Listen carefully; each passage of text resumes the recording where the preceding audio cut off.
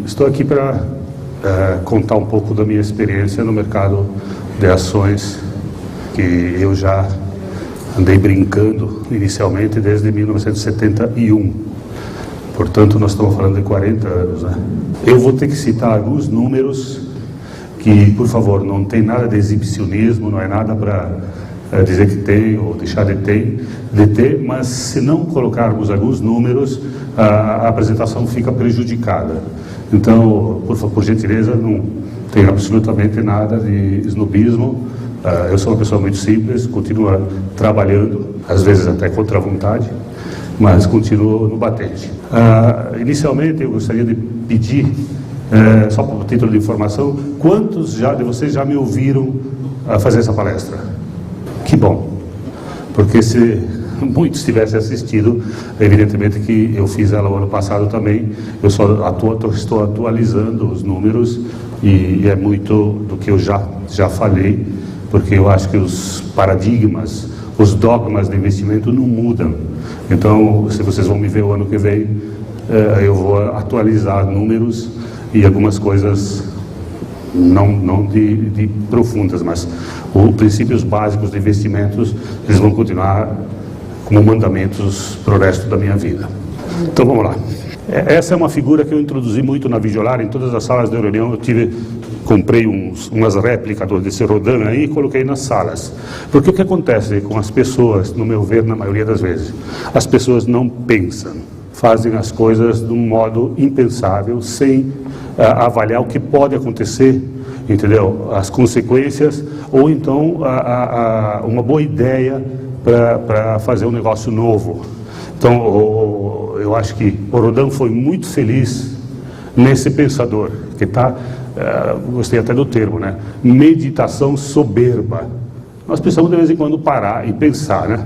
Desligar o computador, o celular, a TV e fazer pensamentos sobre o que nós queremos fazer para a vida, se nós queremos empreender ou se nós queremos investir, enfim, casar, não casar. Enfim, as pessoas precisam de vez em quando fazer uma meditação soberba sobre o que fazer da vida. E como empreendedor, eu sempre tenho definição, eu dou várias palestras em universidades sobre empreendedorismo, que eu acho que é exatamente isso ali. Você começa um negócio com uma ideia, você aprofunda o conhecimento, a informação é mais importante que dinheiro, e você monta um negócio que é certamente muito melhor, se você acertar o negócio, é muito melhor que investir no mercado em empresas que já existem, que já têm a valorização dentro delas. Mas, infelizmente, a maioria não pensa direito, ou não pega o negócio direito e quebra, né? 95% das empresas, nos primeiros 5 anos, elas morrem. Bom, aqui vamos começar a falar de ações. Eu faço parte de um fundo que tem meu nome, chama Geração L Par. Adivinha por que o L e por que o Par? Este fundo foi iniciado nesta data, 30 de setembro de 98. Na verdade, nós não começamos como fundo, mas sim como uma empresa de participações, que fundo propriamente dito foi convertido em 2007, julho de 2007.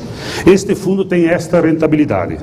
Nos 12 anos, tem 6.215% de rentabilidade, o que equivale a 41,23 anualizado. É a mesma coisa que todo ano você recebesse essa rentabilidade. Evidentemente que teve anos até que deu, como um aqui, que foi em 2008, um ano que certamente deixará muita saudade em nossas vidas, né? Tá certo? Quem não apanhou em 2008? Todo mundo que estava no mercado, né? Só uns mais e outros menos, né? Mas em 98 a gente até que me dei bem. Só 19 de queda, o Vespa caiu 41. E eu coloquei aqui, exatamente no mesmo período, na mesma data de setembro de 98 até agora, o que teria dado se tivesse comprado, por exemplo, o índice. Você sabe que na bolsa você não precisa comprar ações, você pode comprar o índice, só o índice, né? Você vai subindo, você compra contratos de índice, você sobe ou cai conforme o índice. Que o índice nada mais é do que a média das ações, dos 80%, 85% das ações mais negociadas, né? E formam um índice. Então, veja bem, o Ibovespa rendeu muito bem no período também. Olha o rendimento, eu acho muito bom, 950%, 21,6%. Agora, vocês notem que nem o dobro da rentabilidade, mas olha, de 900% vai para 6.000%. Para vocês verem o que é rendimento ou juro composto, né? Existem livros sobre isso, muito fantásticos. Se vocês puderem um dia meter a mão num livro tem muitos, sobre juros compostos, vocês vão ver que se vocês aplicarem um dinheiro a 10% ao ano, cada 7 anos esse dinheiro dobra, não é cada 10. As pessoas pensam, não, eu ganho 10% de juro ao ano, 10%, 10 anos, 100%. Não é verdade. Ele é composto, e esta é a beleza da história do investimento no mercado de ações, que eu sempre premio, sempre vou atrás de empresas que tenham distribuição de dividendos. Porque a distribuição de dividendos, ela independe da valorização da ação.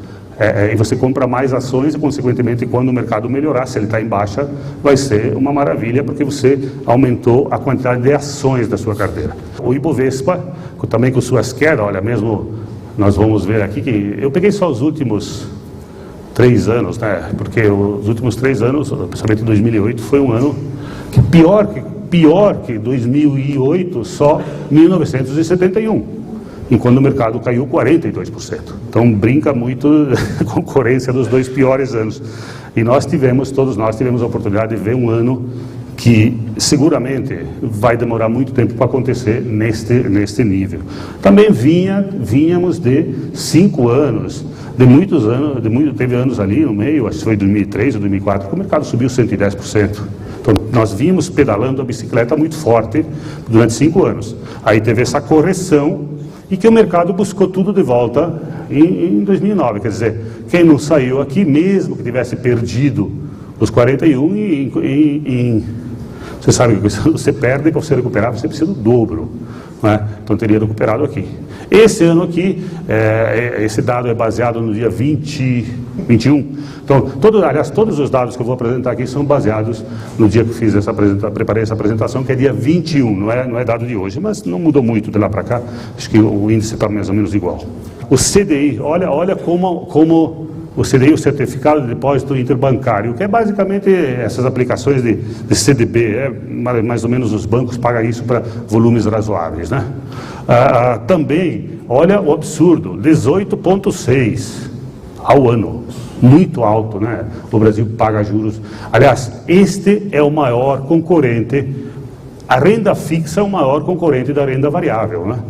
Porque o Brasil tem, historicamente, juros pagos muito altos e sem risco, né? Você aplicar em banco, que o último que eu me lembro que quebrou foi o Banco Santos, mas que era um banco sem importância, né? Tá certo? Praticamente seguro, ter essa rentabilidade realmente é uma tentação muito grande você ficar na renda fixa e não arriscar um pouco mais e investir em ações ou investir em empresas, né? O pobrezinha da poupança está aqui, mas também deu muito bem. 9% não é nós estamos muito menos agora, mas é que este ano aqui, esses últimos 2, 3 anos que os juros caíram, mas nós viemos aí de CDIs 99, 2000, 2002 de 40% ao ano, tá certo? Então isso, evidentemente, isso é uma média composta, né? Então a poupança 9% nesse período, ou esse ano está pagando 4 e pouco, né? Muito baixo. Mas a bem da verdade também, aqui nós temos que, nos 3 de cima, nós temos que tirar 15%, que é o imposto de renda, né? Então, a poupança, você sabe que não paga imposto de renda, e aqui nós teríamos que abater, tanto no índice como no fundo, 15%, e no CDI, depende do tempo que fica, né? Começa com 22,5, podendo chegar a 15. Então, aí depende do prazo, tem a taxação de impostos. Este fundo não era um fundo aberto, é um fundo qualificado. Estamos, a partir deste ano, aceitando novos investidores no Geração LPAR. Se alguém acreditar que a gente pode conseguir manter uma performance, não digo igual àquela, porque é muito difícil, mas certamente a grande desafio é ter uma performance melhor que o Ibovespa. Nós sempre tivemos, nos últimos 12 anos, pode ser que algum ano fique um pouco menor, mas com certeza, na maioria nós vamos ganhar. Então, esses são os critérios para investimento. O investimento de R$500 mil, é um fundo qualificado. A Geração tem outros fundos, ela aceita R$100 também. tá certo? Estou apresentando aqui o fundo que eu faço parte, mas ela tem fundo de R$100. Mas este é um fundo especial que cobra 2% de taxa, enfim, então aí os detalhes interessados, é só ligar na geração que certamente vocês serão bem atendidos. Bom, aonde estamos investidos? Quer dizer, qual é o valor do fundo? O valor do fundo é este aqui, 2.478 milhões, em dólar daquele dia 1,72 dá 1,440 de dólar, e aqui estão as empresas. Vocês não se preocupem que eu vou passar para vocês todos esses códigos aí, Banco do Brasil, BIC, Bradespar, Cielo, Celeste, que vai estar no próximo slide. Aqui uma coisa importante é quanto representamos no capital desta companhia. O investimento que nós temos lá, 645 milhões, representa 0,75% do capital da companhia. Aqui na espécie, porque tem empresas que têm ON só e tem empresas que têm ações ON e PN. Então, por exemplo, o Banco do Brasil só tem ON, a participação na espécie é igual. Ou no caso do BIC Banco, ou a PN, que vale a 12, mas no capital total está aproximadamente 5, e por aí vai, né? Então, vocês notem que nós temos participações importantes nas grandes companhias, né? São participações, ter 1% de uma Usiminas não é pouca coisa, entendeu? É 1% só, mas a empresa, nós vamos ver, ela está valendo dos 23 bilhões, tá certo? Então, essas aqui é o nome das empresas, agora já não em código, mas exatamente na apresentação anterior, o nome delas, o código que estava lá. E aqui estão os 3 critérios básicos, os primeiros que eu olho quando se faz um investimento no mercado de capitais, investimento em empresas de capital aberto, que são o PL. PL nada mais é do que o que em inglês chama de Price Earning, preço da empresa sobre o lucro. Significa dizer o seguinte, para fazer uma conta, pegar esse BIC Banco, que é o primeiro, ele está valendo no mercado, a cotação que fechou nesse dia, 3 bilhões e 300. Se ele tem um PL de 10,5, significa o quê? 10 anos, ou então 10,5% de 330. Então esse banco está lucrando uns 350 milhões. Só para vocês entenderem o que é o PL. Então isso quer dizer que quanto maior o PL, menor o lucro. Quanto mais baixo o PL, maior o lucro em relação à cotação que está. Lembrando que isto é coisa do passado. É o ano que passou. Ninguém te garante que o lucro vai ser igual, maior ou menor. O mercado é muito dinâmico, as empresas são dinâmicas, entendeu? Isso é baseado nos 12 meses anteriores, né? Mas já é uma referência muito forte, a não ser que tenha tido um prejuízo ou um lucro muito grande pontual. Lucro muito grande seria, por exemplo, uma provisão de impostos que a empresa ganhou na justiça, então retorna. Um prejuízo muito grande seria uma catástrofe que não estava coberta por seguro, enfim, algumas coisas fora do que é o padrão normal do mercado. Então vocês notem, então PL, o yield, o que é o yield? É uma expressão em inglês que significa percentual, né? Dividendo, o div é dividendo yield. Então significa dizer o seguinte, que esta empresa, nos últimos 12 meses, ela distribuiu metade do que ela ganhou, né? Se o PL é 10, o yield é 5, significa que metade do lucro foi distribuído. Ou então, ela distribuiu daqueles 350 milhões que ela ganhou, metade, então deve ter distribuído uns 180 milhões. Isso é dinheiro distribuído sob a forma de dividendo, que é a coisa que eu chamo de faz-merir, porque é gostoso. É bom receber dividendo, é dinheiro novo, é dinheiro que você pode receber para gastá-lo, ou você pode receber para reinvestir e comprar mais participações, ou nesta empresa que te distribuiu, ou eventualmente em outras empresas que você acha que está com um bom preço, uma boa oportunidade de compra. Está claro para vocês o que é yield? É importante, né? Eu sei que aqui nós temos níveis bastante diferenciados, então tem que ser um pouco didático, mas eu acho que é importante nós discutirmos. Bom, o valor de mercado. Este é o valor de mercado. O BIC Banco está valendo 3.300, a Bradespar está valendo 13 bi, tudo em bilhões, né? Tudo em bilhões aqui. Certo? Aqui estão as empresas e o valor do mercado, e são as empresas que nós estamos investidos neste fundo. Outro dado muito importante, que eu levo muito a sério, chama-se liquidez corrente. Existem vários tipos de liquidez. Existe a liquidez de curto prazo, que é o que a empresa deve a menos de um ano, que tem para receber com menos de 12 meses, a liquidez de longo prazo, que é o que mais de 12 meses, tem a liquidez seca, que é sem o estoque, né, Tsugiu? Tira o estoque, é só o dinheiro, né? Tá certo? E tem a liquidez geral, que é isso, aí pega tudo. Então, mas para mim a liquidez corrente é muito importante, que é a liquidez de um ano. Me parece um dado muito interessante de avaliar, que significa o seguinte: o que é importante isso? Significa quanto dinheiro a empresa tem em caixa. Se ela tem, essa empresa aqui, por exemplo, vamos pegar uma que tem 3,9, essa Siderúrgica Nacional aqui, isso aqui está fraquinho aqui, né? Mas aqui, olha, a Siderúrgica Nacional, ela tem uma liquidez corrente de 3,9. Isso significa dizer o seguinte, que se ela dever 1 milhão, ela tem 3 milhões e 900 ou em caixa ou contas a receber com menos de um ano. Então é uma liquidez fantástica, certo? Significa que esta empresa tem mais propensão a pagar dividendo bom, né? Porque se a empresa parece pagar mais do que receber no curto prazo, a propensão é que ela segure caixa para fazer frente aos seus compromissos financeiros. Então, um dado importante de avaliar, sem dúvida alguma, é a liquidez corrente, que é aquela liquidez de até um ano. Então, evidentemente que eu estou dando o básico do básico, mas são 3 índices que você nota se a empresa está barata aqui pelo PL, se paga um bom dividendo e se tem dinheiro em caixa, porque às vezes paga um bom dividendo, mas rapa o caixa, né? Mas aí se tiver acima de 1, no mínimo 1, né? Aí vocês notem, por exemplo, uma coisa que fazem uma coisa louca, né? Pegar essa Eletropaulo, olha que loucura. Essa empresa está valendo 3,7 lucros, pagou nos últimos 12 meses o equivalente a 27% deste valor. Pagou 1 bilhão, é isso? Loucura, né? Olha o que essa empresa... É a mesma coisa que você recebe... Essa empresa pagou 27%, ela remunerou o investimento em 27%. Isto vai continuar?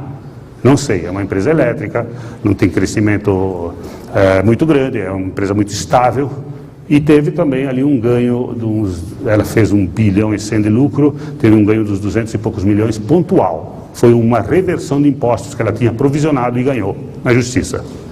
E fez uma distribuição maior. Então, mas olha que joias que você acha, né?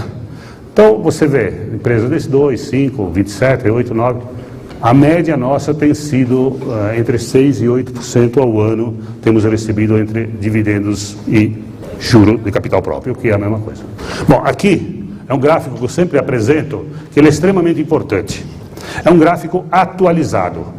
Está começando exatamente quando começou a Bolsa. A Bovespa, antes disso tinha a Bolsa do Rio, né? Chamava IBV, né? Bolsa de Valores do Rio de Janeiro, que em algum momento se juntou com a São Paulo, deixou de existir, mas a Bolsa do Rio era mais anterior à Bolsa, ao Ibovespa, né? O mercado financeiro até a década de 60, 70, todo ficava no Rio, né? O mercado financeiro mudou para São Paulo nos últimos 20 anos. Então o Ibovespa foi criado em 68, e teve essas festas, né? E essas derrotas, essas euforias e essas depressões. Você nota que haja coração, né? Você imagina o idiota do Parisotto, por exemplo, colocou um Fusqueta aqui. Eu morava em Brasília há 18 anos, ganhei um concurso lá que dava o equivalente a um Volkswagen, e lá no colégio se falava o seguinte: todo mundo dobrava o capital cada 5, 6 meses, né? Digo, pô, se eu fiquei sem Fusca até agora, cada 3 carros vendidos naquela época, 2 eram Volkswagen, Fusca. Eu digo, posso esperar mais 6 meses, eu fico com Fusqueta e o outro fica aplicado, né? 1 ano e pouco depois, eu tinha o equivalente a um jantar, com vinho ruim. Se você vinho bom, não dava. Então, por quê? Qual é o erro? Foi o primeiro erro da minha vida, né? Primeiro erro, investi aqui, olha aqui onde eu entrei. Entendeu? Corrigido daria os 17 mil pontos. Veio o quê? A 74 veio para menos de 5 mil, quer dizer, caiu 70%, 80%, né? Ou mais, tá certo? Então, esse foi o primeiro tombo. Aí o idiota aqui entrou de novo, né? Não contente, foi pagar a conta 2 vezes. E aí eu já tinha loja lá no Sul, e em 86, Sarney, plano cruzado, prendia preço fixo, prendia boi no campo porque faltava carne, é uma loucura, né? Não sei se alguém lembra do episódio de 86, né? A maioria é jovem aqui, não lembra, mas foi bastante interessante esse ano. Fato é, mas o mercado ficou congelado, congelou o seu preço por decreto, e quem mexesse nos preços era preso, tá certo? E o mercado, evidentemente, continuaram imprimindo dinheiro, a inflação veio, mas as empresas venderam como nunca, né? E o velho Parisotto foi lá e colocou $500 mil, entendeu? Que era um dinheiro, vocês viram lá que a Videolar eu montei em 98, aliás, eu cometi o pior erro aí, porque era dinheiro que eu tinha disponível para começar um outro negócio que eu já tinha decidido, aí eu coloquei de novo, pô, vinha subindo toda hora, é duro você ficar fora quando você vê o vizinho ganhando e você não ganhando, né? Fica triste, né? Por que o idiota do meu vizinho, que sabe menos que eu, trabalha menos que eu e ganha dinheiro e eu não ganho? O pior negócio do mundo é o ganho do outro e a sua perda, né? Você sempre fica triste com o que o cara ganha e você perder. Então, nessa oportunidade, eu perdi, entrei aqui, não sei exatamente o mês, mas o fato é que eu entrei, $500 mil, que eu vendi em 87, tinha caído 60%, 70%, dinheiro que eu tinha guardado, era dinheiro que não era para investir no mercado. Eu sou da opinião que o mercado de renda variável, você investe sem prazo para retirar, você pode investir com objetivo de rentabilidade, mas não prazo. Eu digo, eu vou investir esse dinheiro para dobrar, descontado a outra opção de investimento, por exemplo, renda variável. Pô, se o mercado deu o dobro de renda variável, eu vou lá e tiro. Agora, se você tem um dinheiro para aplicar, eu preciso dele daqui 2 anos, não é o lugar para aplicar, porque é um lugar muito... Daqui 2 anos nós podemos estar muito bem, como podemos estar outra crise de 2008, né? Que pode nos deixar muito triste. Então você pode ter objetivo. Por isso que renda, investir em ações, tem que ser um investimento. O cara diz, as pessoas todas falam, tem que ser investimento de médio prazo. Ninguém definiu quanto é esse médio prazo, né? Tá certo? Quanto é o médio prazo? Eu não sei. Médio prazo para alguém pode ser 6 meses, para outros 6 anos. Tá certo? O fato é que se você precisar, tiver data certa para precisar, não cometa um equívoco que eu já cometi, porque você vai sair numa hora que eventualmente não pode ser uma hora boa e você tem que realizar o prejuízo. Porque tanto lucro como prejuízo, ele acontece na hora que você compra ou na hora que você vende. Então, foi o segundo tombo, e ali, esse gráfico eu sempre apresento, porque foi exatamente esse gráfico que me caiu na mão, quando eu vi que eu era um asno. Eu entrei para pagar a conta 2 vezes no pico, né? 2-0 para o mercado, e eu querendo ganhar dinheiro no mercado, né? É lógico, você perde, é que nem você está no cassino, né? No blackjack você começa a perder e vai dobrando, mas você derraparam tudo, mas você quer sempre se recuperar, né? E ali me caiu um gráfico desses que eu vi, não preciso nem ser um sábio, né? E vocês estão tendo isso de graça, que foi feito o investimento na hora errada. Porque se eu tivesse investido aqui, por exemplo, em 82, em 68, eu teria multiplicado aqui 2.500 pontos para 30 mil pontos. Eu teria multiplicado o capital por 10. E olha, eu faço questão de dizer que esse gráfico é IGP-DI. Ele é deflação, quer dizer, é moeda constante, de verdade. Corrigido pela inflação, não é que tem que pôr a inflação, não, ele já está corrigido, tá certo? Então é moeda constante, é a mesma coisa, R$1.000 aqui, o poder de compra dos R$1.000 aqui é o mesmo poder de compra que os R$1.000 aqui em 2008, ele está ajustado pela inflação, isso que é importante. Tanto é isso que eu estou fazendo, que o mercado, o pico do mercado que foi em maio de 2008, foi 74, né? 73.500. O pico foi esse. Eu estou atualizando ele pela inflação. É 79, equivale hoje a 79.300. Então, para o mercado recuperar o que foi o pico em 2008, o mercado, esse ano, sem dever nada, ele tem que ir a 79. Ele fechou nessa data a 67. Hoje fechou, acho que 67 também, né? Quanto fechou hoje o mercado? 68.500. Então, tem 1% a mais ou menos, do que fechou hoje. Então, nós estamos ainda longe do pico que foi nessa data com hoje, né? Nós temos aí uns 12% para buscar ainda, só para recuperar. Mas o gráfico realmente é esse, né? Então você nota que tem sobes e desces, olha, esse fundo que eu mostrei lá antes, ele começou aqui, em 98, aqui, em setembro de 98. Eu esqueci de contar onde me dei bem também, né? Aqui eu me dei bem. Em 1990, como já tinha visto esse gráfico, veio o plano Collor, todo mundo lembra, sequestro de dinheiro, não tem dinheiro no mercado, e a Videolar começou a bombar porque as fitas de vídeo, os filmes começaram a vender muito porque a pessoa não tinha mais dinheiro para ir jantar fora, né?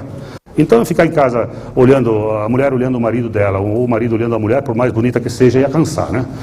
E acabaram assistindo filmes, e realmente o mercado em 1990 de filmes foi fantástico, bombou muito, e a companhia começou a ganhar dinheiro, tá certo?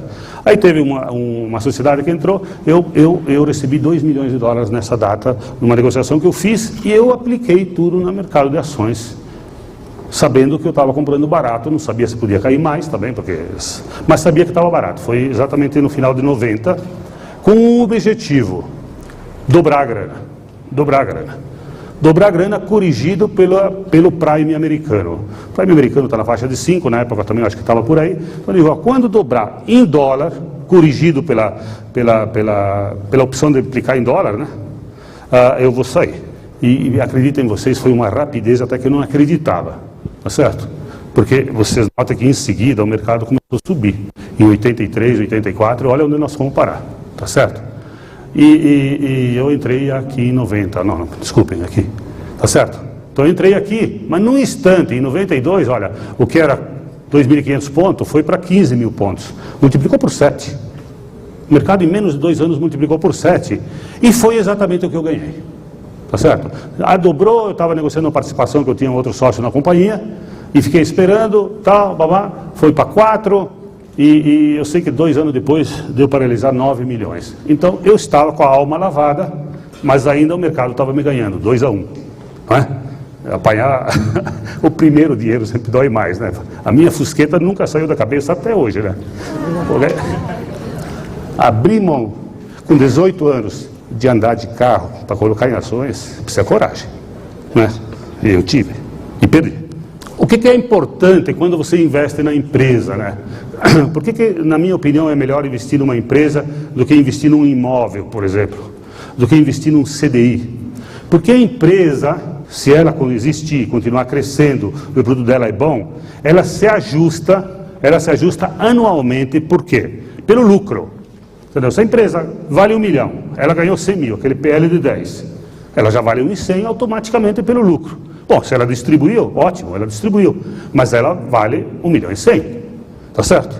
Então ela se ajusta pelo lucro, ela se ajusta pelo PIB, quer dizer, se o PIB cresceu 7% que vai crescer esse ano, e essa empresa não perdeu participação de mercado, sei lá, ela tinha no mercado que ela trabalhava um banco, tinha 10% do mercado brasileiro, setor bancário, e o PIB cresceu 7%, vocês concordam comigo que no mínimo o banco cresce 7% também?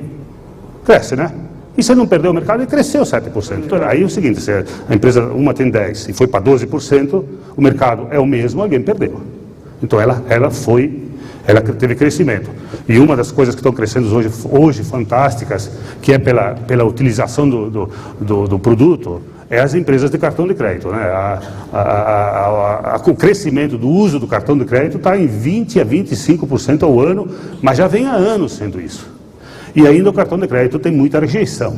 Muitos negócios ainda não aceitam o cartão de crédito. Nós vamos chegar um dia aqui que nós vamos usar o cartão de crédito para pagar impostos, podem escrever, tá certo? Então, por exemplo, essas empresas, na minha opinião, são empresas de crescimento rápido. O risco delas, elas têm uma regulamentação mais forte que ponha elas para concorrência. Mas a melhor coisa do mundo é um monopólio. A segunda melhor coisa do mundo é um duopólio, né? O que acontece nas cartões de crédito é um duopólio, que é a Cielo e a Redecard, apesar de terem anunciado aí alguns negócios novos, mas que para entrar nesse negócio também não é tão fácil, né? Estou citando só um exemplo. Bom, aqui estão meus mandamentos, muito polêmicos, muito controversos, tem gente que não concorda, entendeu? Mas é a minha maneira de pensar. Eu posso ser criticado por qualquer coisa, mas nunca por falta de opinião, tá certo? Eu tenho opinião, e a minha opinião é esta: não investir em IPO, você paga literalmente a conta. É verdade, o pessoal faz IPO, IPO é uma sigla em inglês que significa Initial Public Offer, quer dizer, é abertura de capital, né? É que se incorporou tanto no vocabulário que a gente tem que usá-lo. Mas é quando as empresas, capital fechado, resolvem abrir o capital. E normalmente acontece cada coisa. Em primeiro lugar, empresas que às vezes, meio heterodoxas, fazem juras com o Padre Eterno, que vão trabalhar certo, não vai mais ter nada frio e tal, mas é complicado. Então, as empresas se ajustam contabilmente, bancos emprestam dinheiro para elas melhorarem o perfil e tal, e aí lançam no mercado, e os trouxas, que nós somos nós, vamos lá comprar. Nós, além de dar liquidez para o controlador, ainda pagamos as contas, que é aquele lançamento com roadshow que ele chama, viagens internacionais de primeira classe, material impresso de primeira linha, publicidade por tudo que é lado. Adivinha quem paga? Adivinha? A empresa. Portanto, quem vai investir nela? E aqui eu não estou falando que todos os IPOs sejam ruins, não. Estou falando que a maioria porque toda regra tem sua exceção.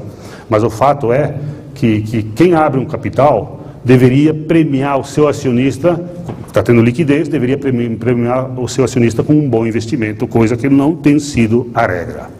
Pouca diversificação, uma ação por mês é importante. E vocês notaram lá que eu tenho 14, se alguém contou, né?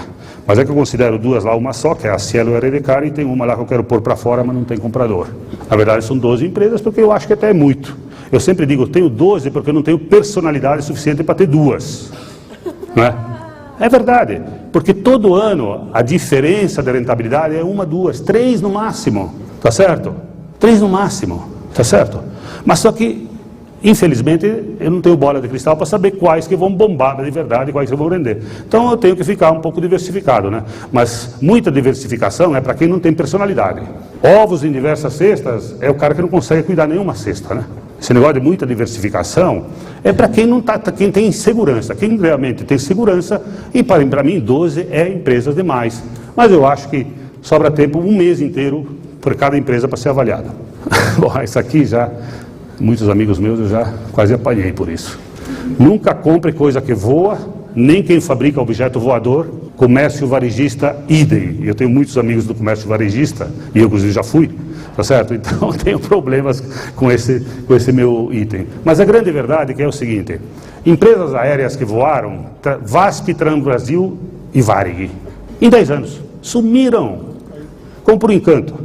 Lá fora, mesma coisa, não é uma exclusividade aqui. Lá fora, a maioria das vezes são salvas pelos governos. A grande maioria das grandes companheiras que estão por aí são salvas pelo governo. E cai um avião é uma desgraça. Cai um avião na Conchinchina, até lá em Nova Bassano, que é onde eu nasci, ficam sabendo. Que coisa triste, né? Um ônibus mata mais gente com um acidente aéreo, não dá notícia, é notícia no máximo no jornal local. Aqui cai um cara era a pista no Rio de Janeiro, vai navegar dentro do mar, é notícia no mundo inteiro, na primeira página da internet, e na hora. Um horror, né? Não é justo que um segmento seja tratado dessa forma, apesar de ser um transporte muito seguro, mas muito caro. E o comércio varejista não tem proteção. Qual é o problema do comércio? O problema do comércio é que se você tiver um pouco de lábia para fazer um aluguel e um pouquinho mais de lábia para comprar do teu fornecedor, você não precisa nenhum dinheiro para começar. Aliás, companhia aérea também. É de capital intensivo sem dinheiro, né? O cara faz leasing, os balcões são alugados, tudo que não tem proteção são maus negócios. Então o comércio o que é? Você começa a pedalar a bicicleta, você compra a prazo, vende à vista, faz um descontinho e tal, e aí você pega um monte de louco nesse negócio de comércio. E fica difícil. As únicas empresas no comércio que conseguem ter uma sobrevivência e ganhar dinheiro, elas não ganham dinheiro normalmente no produto que elas vendem, elas ganham dinheiro no financeiro. Vocês notam que as grandes cadeias todas elas gostam mais de te vender a prazo que à vista, tá certo ou errado? Porque o à vista não dá dinheiro, tá certo? Porque os juros lá são realmente bastante módicos, né? 4 ou 5% ao mês, né? Tá certo? É ali que está o dinheiro. Então, só empresas, a exceção é a empresa desse nível, que consegue pedalar a bicicleta financeira, mas mesmo assim, olha, grandes empresas, Mapping, Mesbla, lá do Sul, JH Santo, Hermes Macedo, Gabriel Gonçalves, Casa do Rádio, Geroncio, Coroa Brastel. Vocês notam que é uma festa de grandes companhias abertas, não era empresinha, sabe, que só quebrou o dono da empresa, nada, empresa de capital aberto. E os acionistas que investiram lá, eles ficaram catando coquinho, né? Ganharam nada. Então é porque não tem proteção. Fique longe de empresas que têm sedes em países exóticos. Felizmente, essa prática parece que no Brasil está quase que acabando, porque é um absurdo que o cara abra uma empresa no capital do Brasil com sede nas Bahamas, ou coisa do gênero, tá certo? Nós temos leis complexas o suficientes para não catar países que eu chamo exóticos, que com regras mais frouxas, né? com origem de dinheiro mais fáceis, vamos dizer. Enfim, eu acho que nós temos opções de boas empresas. Felizmente, algumas que tinham estão mudando, né? Mas ainda tem várias. Não compre empresa que dê prejuízo. Empresa com lucro não quebra. Pô, mas qualquer idiota sabe isso, né? Qualquer idiota. Mas só que o que mais tem no mundo é idiota. Se vocês querem ser investidores, pô, não vamos cair nessa conversa de empresa, não, essa empresa deu prejuízo, mas foi porque teve o IPO. O IPO custou muito, aí era para dar lucro, deu prejuízo. A empresa deu prejuízo, as empresas que estão prejuízo são sempre as mesmas, tem uma história triste para contar, gastam páginas e páginas de publicidade para contar porque deram prejuízo. Não precisamos disso, né? Isso é explicação.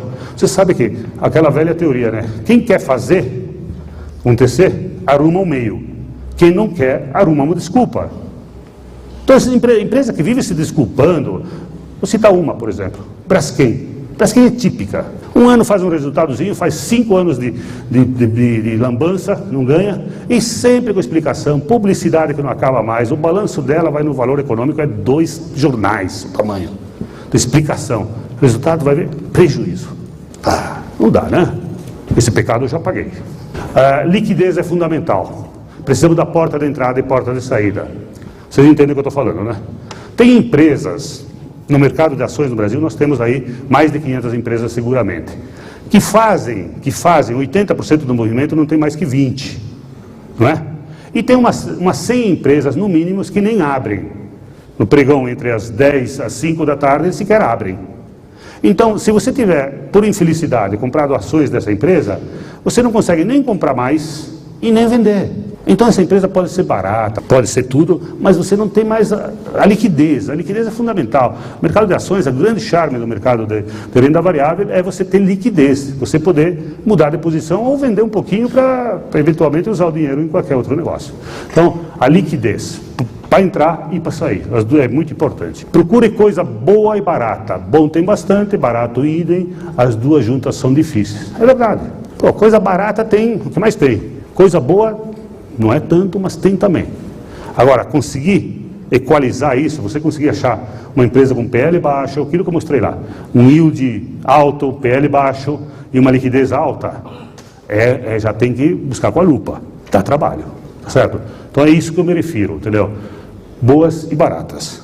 Nunca dê ouvido a Espírito Santo de orelha, faça o dever de casa, analise e avalie.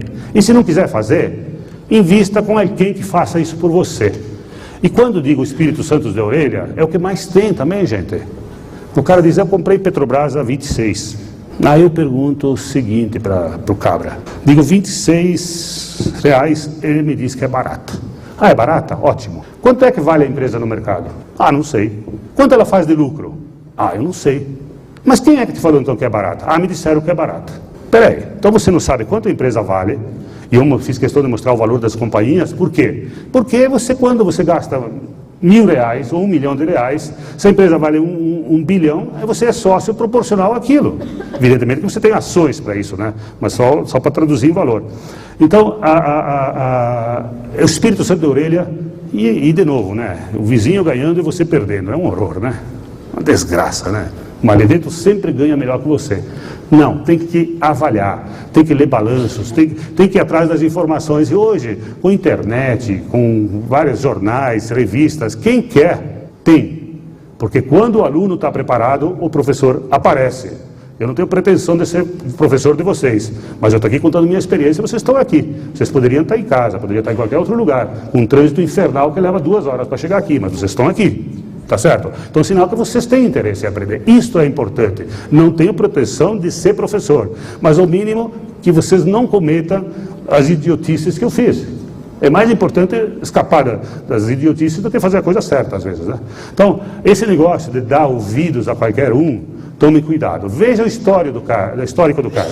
É a mesma história do que o Joelmir Bettins da vida, que fica dando palestra, cobrando fortunas, e os caras nunca tiveram sequer uma carocinha de cachorro-quente. E presidente de companhia, gente boa pra caramba, paga uma fortuna para esses caras. O cara que escreve livro, então é um monte. O negócio do cara é escrever livro, né? Ensina o cara a ser empreendedor. Mas, pô, o empreendedorismo dele é vender livro. A não ser que você queira ser um escritor também. Tá certo? Mas, gente, leiam e ouçam quem fez. Não porque tenha a melhor imagem de televisão, tem a melhor dicção, fala de forma que vocês acham que é maravilhoso, o sotaque não é o meu sotacão de gaúcho misturado com italiano, sabe? Então, quer dizer, se é imagem, eu estou perdido, tá certo? Mas tem que olhar quem faz o dever de casa, tem que olhar quem fez. Por isso que eu sempre fui muito fã de biografias, né? E a mulherada já descobriu uma biografia que é fantástica, da biografia da Coco Chanel, né? Tá certo? Várias de vocês já leram, né? Não é boa? Mas os homens podem ler, por exemplo, o Nassis, podem ler o Barão de Mauá, para citar um brasileiro. Outro? Buffett. Aliás, o Warren Buffett nunca escreveu biografia. Todo mundo escreve sobre ele, ganha livro em cima das costas dele, ele nunca escreveu nada. Ele escreve só o relatório anual de gestão, mas o Warren Buffett nunca escreveu nada. Quem escreve é sobre ele ganha dinheiro. Bom, enfim, o que eu quero dizer é o seguinte: leia biografias, depende do segmento, biografia sempre vale a pena. Eu nunca tive educação formal de administração, nem contabilidade, nem nada, nem de ações. Mas o que eu devorei de livro, vou te dizer uma coisa, foi uma desgraça. E leio muito ainda, né? Revistas especializadas e livros sobre esse setor. Tenha coragem e personalidade de enfrentar a maré contrária. Controle o medo na queda e a ganância na alta. Claro, claro.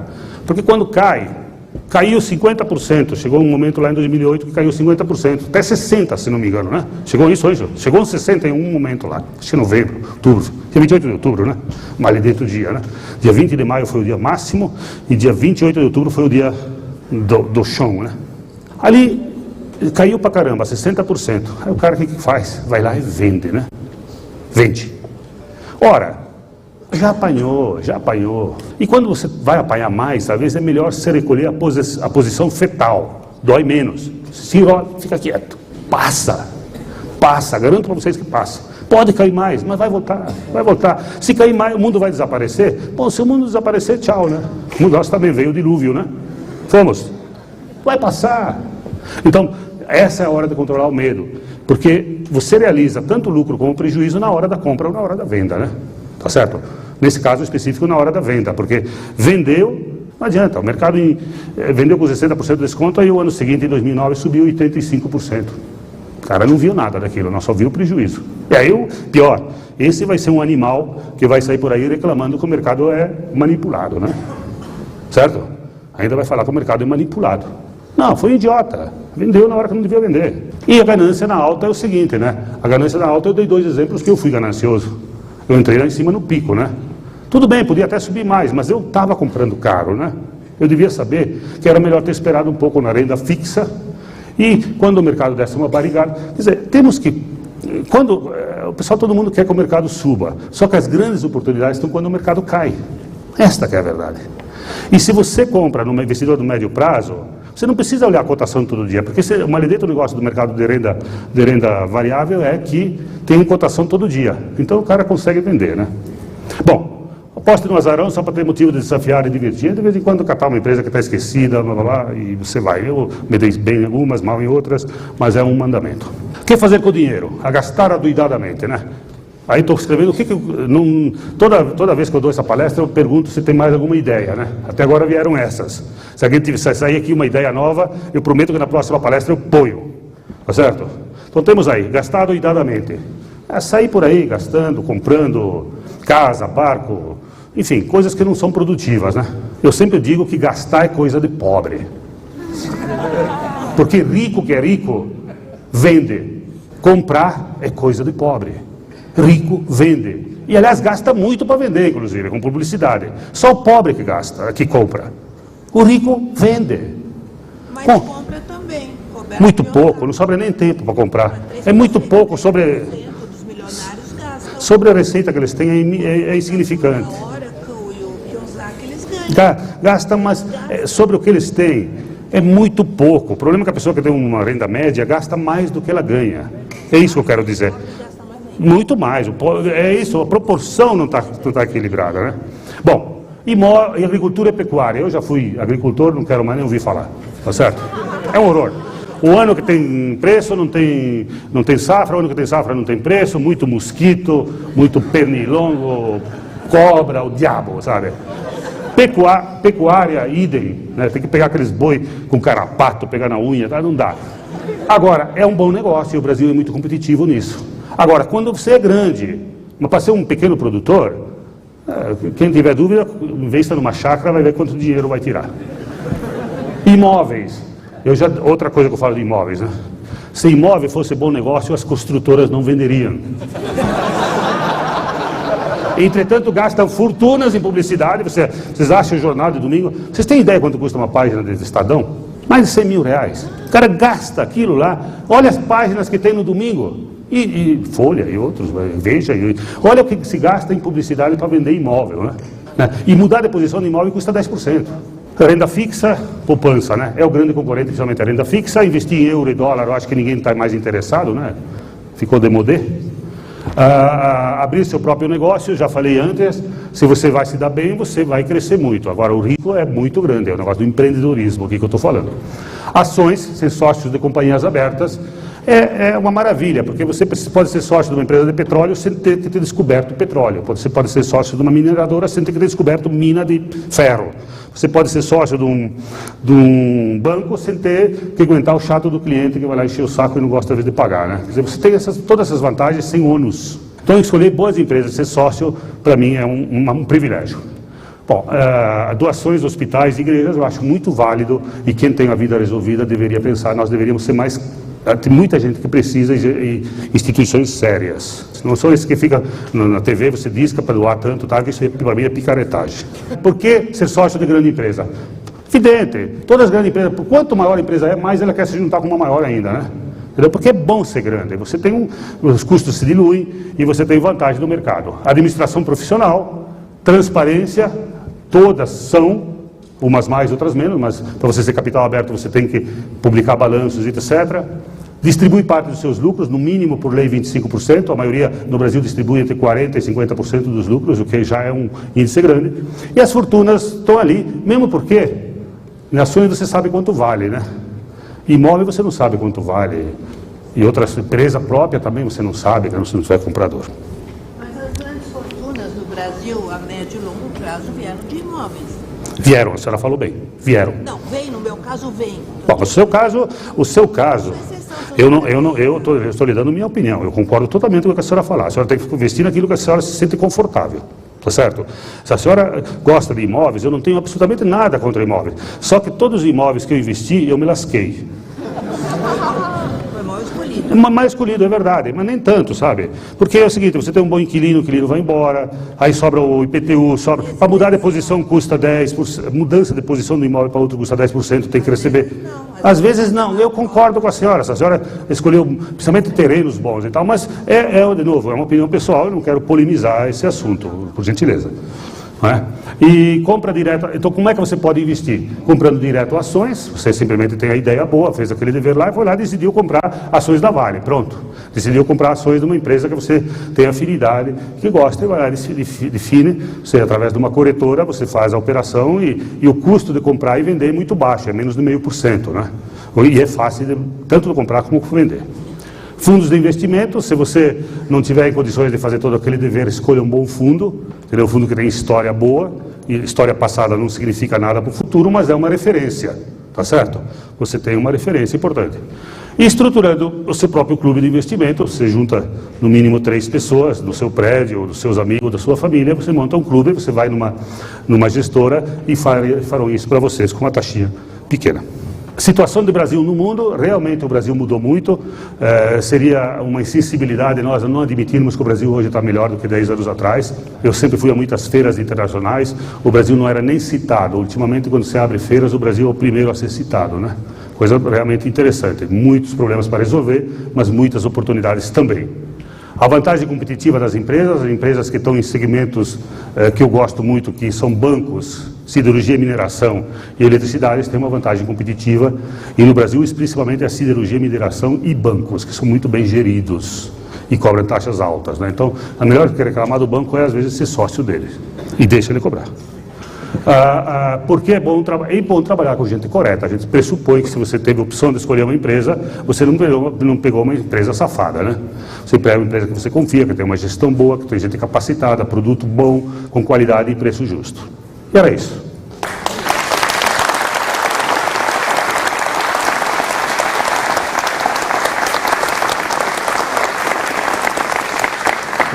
Não sei quantos minutos que nós temos, mas eu sempre abro com umas 2, 3 perguntas, né? E de novo aqui, minha senhora, eu quero ser muito franco com a senhora, é uma opinião pessoal, assim como eu respeito sua opinião pessoal. Nós podemos, em outro momento, falar quanto nós quisermos, mas opiniões pessoais são opiniões pessoais. Eu consigo uma rentabilidade de 41%, eu não sei se no imóvel eu teria conseguido. Mas enfim, tem alguns que dão mais, outros... Eu não gosto tanto, porque a minha língua é comprida, desculpa. Não, mas nós precisamos de imóvel, senão nós vamos morar onde? Nós precisamos, tá bom? É isso. Desculpa. Vamos aqui. Obrigada. Pela experiência que o senhor tem assim, o que o senhor imagina a tendência no índice Bovespa nos próximos 2 anos? Você sabe que a semana passada eu fui almoçar com o Paul Krugman.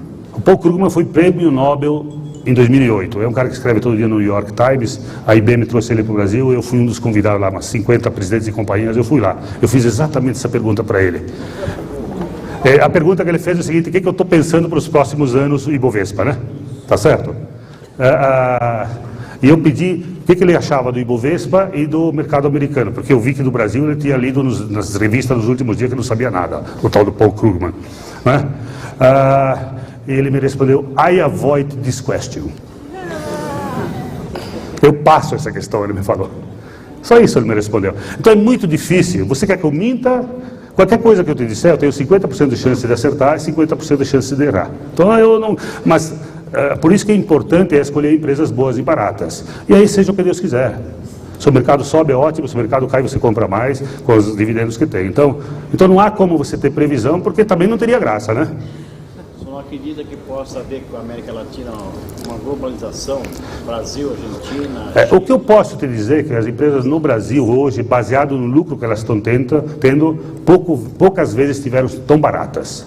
Mas aí tem que pressupor que o lucro vai continuar e vai crescer. Se nós tivermos menos lucro, vamos ter problema. Então, quer dizer, isso eu posso te afirmar. Agora, projetar se vai ter mais lucro ou não, eu particularmente acho que sim, mas não acho, né? Eu não posso, ninguém, francamente, não há. O Paul Krugman, que só faz isso, ele disse, I avoid. Aí descobri que avoid não significa eu passo. Só um pouquinho, tem outra aí. Aqui. Você acredita nas empresas do Ike? I avoid. Ela me perguntou se eu acredito nas empresas do Ike Batista. Vocês não viram a empresa do Ike Batista aí? Vamos. Quanto tempo nós temos? Quem comanda o tempo aqui? Meia hora. Não, eu não sei. 70. Por mim eu não tenho problema nenhum. Robert, muito boa noite. Tá, o capo de tudo e cap, o dono da feira está ali. Um grande prazer tê-lo aqui, Robert. Agora se associou com a Rede Globo e a RBS. Está metido, né? Não. Parabéns. Agora ele é o dono, é o criador da Infomoney. Aliás, vou dar salva de palmas para você.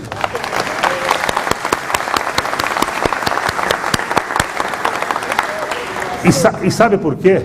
Porque tem gente que reclama que não pode conhecer, não tal. É difícil, viagem, não sei o quê. Aqui é de graça. O cara vem aqui, vocês pagaram alguma coisa? Não. Ganharam até café e material de graça aí, né? A gente paga isso aí, tá certo? Mas ele teve a ideia e fez isso muito bem. Isso é educação financeira. Coisa que, na minha opinião, deveria ter na escola. Aliás, quem não sabe, eu sou suplente de senador, né? Talvez eu passe um tempinho no Senado, vocês vão ouvir mais falar de mim daqui 4 anos. Eu sou suplente com essa minha cara de amazônida, eu sou suplente do senador Eduardo Braga. No Amazonas. A empresa está lá e eu estou lá, tá certo? Temos 3 mil funcionários lá. Tem uma fundação, a criação do Banco do Brasil. Tem. O senhor teria medo de risco político ou não? Já foi, né? Aliás, aqui vamos falar de estatais. Não existe estatal excelente. Existe estatal boa e existe estatal ruim. Excelente não tem nenhuma. Tá certo? Porque o sistema de gestão indicado por político não funciona. Tá certo?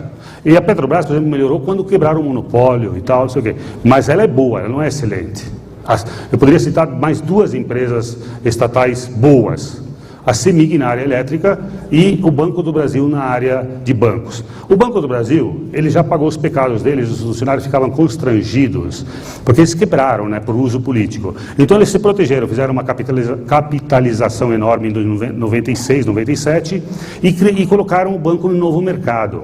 Então o Banco do Brasil hoje, para ser mexido, nem o governo consegue, porque senão a lei do novo mercado pode ter que fechar o capital e comprar todas as ações no mercado. Então o novo mercado, que é o máximo de governança corporativa, protege muito o Banco do Brasil. Com isso não quero dizer que o Banco do Brasil não tenha seus riscos, como tem outros bancos também. Mas é um banco que está presente, é um banco competitivo, pessoal motivado, melhorou muito o Banco do Brasil. Não sei se alguém aqui discorda, mas é a minha opinião. Naquela lista estava suas ações, tinha operação a termo. Quais outras operações você faz para adquirir a sua carteira? Tá bom. O que ele está falando é o seguinte, ele viu que lá no capital meu tinha 2.600, 2.700 e tinha 200 e tantos milhões a menos que é termo. Na verdade é o seguinte, nós operamos lá com um pouco de termo até no máximo 10% da carteira, que é quando julgamos que uma ação está barata e não temos dinheiro no caixa, no fundo, né? E que temos previsão de receber entradas ou dividendos, né? Então, hoje você se financia no termo um pouquinho mais barato que CDI.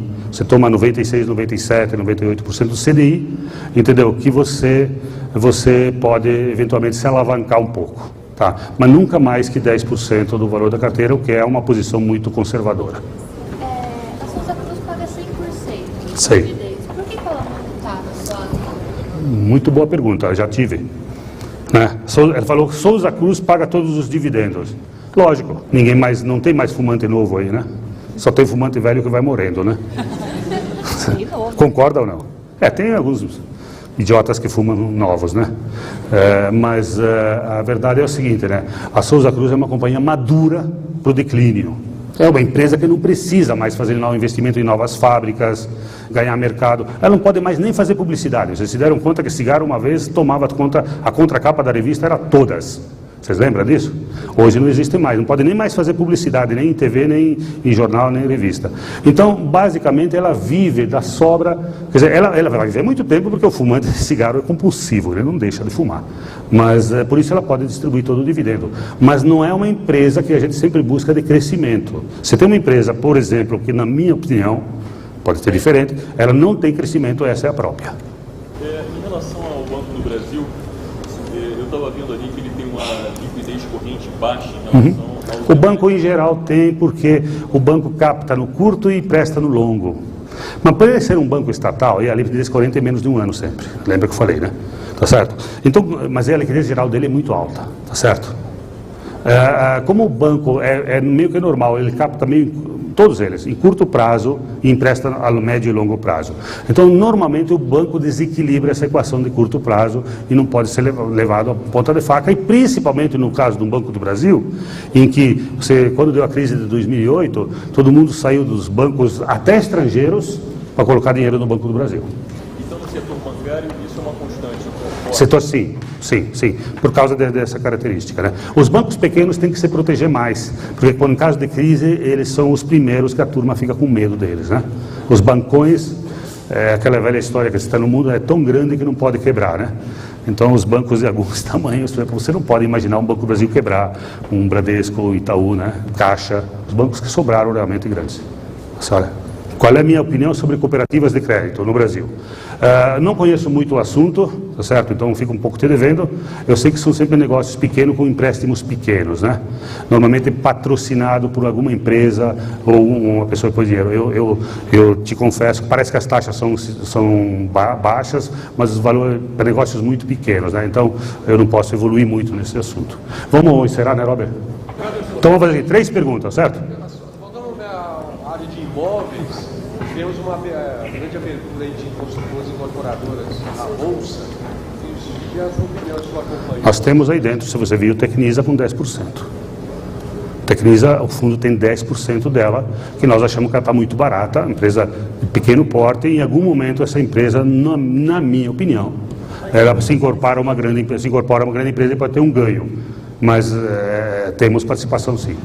Por gentileza, no caso de um investidor a longo prazo, que fica atento às notícias do mercado, como aconteceu em 2008, a quebra do Lehman Brothers, ou agora com a crise europeia, a quebra de um banco central, não seria uma boa estratégia sair do mercado, colocar o dinheiro numa renda fixa ou colocar o dinheiro... Você vai me avisar. Você vai me avisar isso, né? Quando acontecer. O Banco Central, é claro que Ele está dizendo o seguinte: em caso de que venha uma grande crise, não seria uma boa estratégia sair no mercado e colocar o dinheiro embaixo do colchão ou num banco? Onde quiser.